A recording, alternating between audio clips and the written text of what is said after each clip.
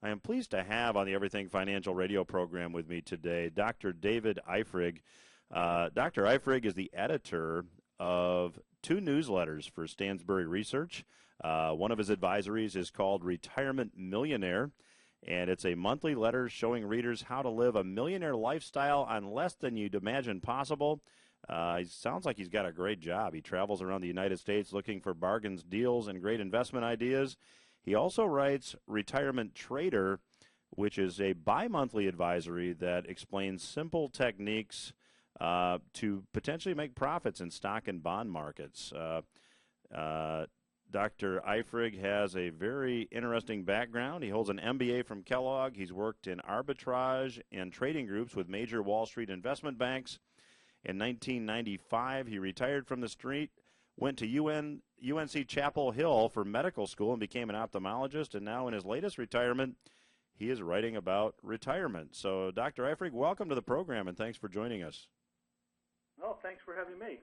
So, Dr. Eifrig, tell us about your newsletter, Retirement Millionaire. What is it that you provide for your subscribers?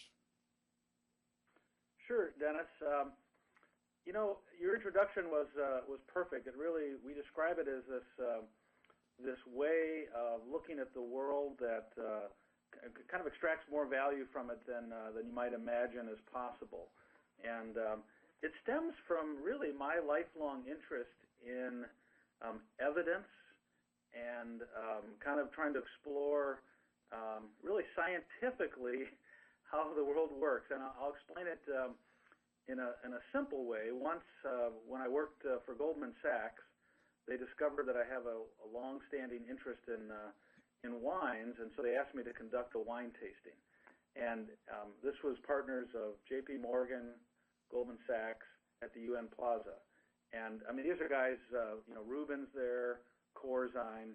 This is back in the late 80s, early 90s. And at that wine tasting, we're talking hundreds of millions of dollars of millionaires, rich folk, many with cellars, many think they know about wines.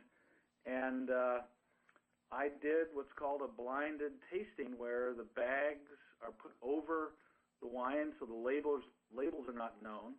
The wait staff is told to not tell anybody what the glasses are. The glasses are numbered. And, we had, a first growth Bordeaux, Chateau Mouton, which today, comes out at $500-600 a bottle. We had a famous Australian red, Grange Hermitage. And, of course, I sneak in a Gallo Hardy Burgundy. This is a screw cap wine even then, it was one of the first screw cap wines. So, and that's poured into a Bordeaux bottle, green bottle, that's had the labels taken off again. So no one knows. And I tell people when we're tasting, and this group specifically, that they may or may not know which is which, and I would bet that many of them would prefer the Gallo Hardy Burgundy over the other stuff that they're paying lots of money for, putting in their cellar on the advice of some snobby wine drinker. And that's really kind of the epitome, the story of kind of my path. So I look for deals, I look for bargains, I look for things, ways that you can experience pleasure. In this case, if you like Gallo Hardy Burgundy, there's no reason to spend $30 a bottle for any other wine. And I do that everything from traveling around the world. I've looked at places to retire in South America. Can your money go further there? I'm heading down next week to Nicaragua. Same thing, looking at land and property, look at retirement havens. These kinds of things really is what I kind of spend much of my time doing and sort of describing.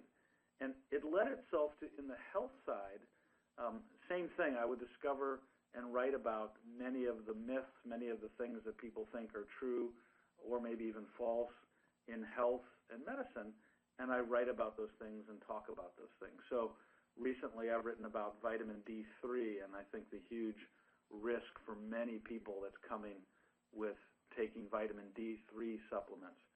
Anyway, these things I share with people. I try to teach in a way in my letter that helps people empower them. That's kind of what I'm really about, is empowering people both on the health and the wealth side. That's a long answer, but that's my story. Well, it's fascinating, and if you're just joining us, we're chatting with Dr. David Eifrig, who is the editor of Retirement Millionaire and Retirement Trader. And, you said a couple things that I'd like to go back and maybe revisit, but we've got about 3 minutes left in this segment. Tell me, from your research, Dr. Eifrig, is there a place in the world that you can retire where, if you're used to doing commerce in U.S. dollars, that they go a lot further and the climate's great, the tax environment's great, the political environment's great? Tell us where we should all move. Yeah, that's a great question. I don't think there's that nirvana outside of the U.S., actually. There are some places, Belize comes up on the radar, Ecuador comes up, Argentina's kind of far away and sort of hard to get to. There's the political risks there. Really twice in the last, 15 years they've confiscated wealth. We're actually working on a report that's just U.S.-based, and that's coming out in about a month. But we look at both the tax effects and places to live in the U.S. So I've traveled around. We've looked at specific places, kind of what like Money Magazine does and Fortune, Forbes, Yahoo. These are the best places to live in the U.S. We compiled the math behind the finances, property taxes, income taxes, sales taxes, all that, weather, education, public transportation, and then went and looked at some of these places. So I think in the U.S., it depends on what you're looking for climate-wise, but places like Nevada, which is drier and has no income taxes, but warm, Texas, Florida, you can get up into Tennessee. These are places that you can find really big pockets of inexpensive places to live and have the security of the U.S. So I'm trying to be convinced about being outside the U.S., but not yet. Well, Dr. Eifrig, we have about 30 seconds left in this segment, which would be a great time for you to tell our listeners how they can learn more about your work. Oh, thanks, Dennis. Yes. Just go to www.retirementmillionaire.com. That's retirementmillionaire.com, and they can learn about my letter there and hope to have a few subscribers from this show.